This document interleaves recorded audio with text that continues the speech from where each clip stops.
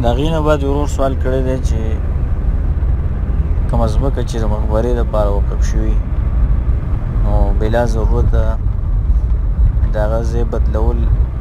هغه سړی کولی شي که نه چې هغه ځای بدل کړي او په بل ځای کې مقبره جوړه کړي. د دې خبرې جواب وبالله التوفیق کله چې هغه ځمکه چې هغه وقف شوي د مقبرې دپاره او په هغې کې مړي نه ښخ شوي نو چې بل داسې ځای میلاویږي چې هغه د دې نه ښه او د دې نه غوره نو دوی دا کولی شي چې دغه ځای په هغې باندې بدل کړي د هغې په مقابل کې هغه ځای برابر کړي چې کله هغه د دې نه ښه او بهتري او غوره نو دا بیا کولی شي. او که چېرته داسې وي چې هغه په هغې کې مړي ښخ شوي او په هغې کې قبرونه نو که دغه مړي چېرته ختم شوي بلکل او وخت یې ډېر شوی نو بیا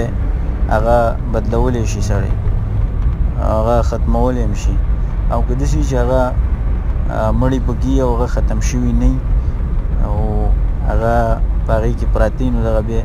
هغې کې ګوتې وال نه دي په کار که ضرورت هم وي نو هغه نه دي کول په کار. که اوس داسې ځای چې په هغې باندې سیلاب راځي اوبه راځي په هغې باندې د نورو ځناورو خطره وي قبرونو ته نو د دې وجې نه هم نشي بدلولی بلکې د هغې نه به دیوالونه به تاووي هغه اوبه به د هغې نه اړوي بل طرف ته خو دغه مقبره به هغه ځای نه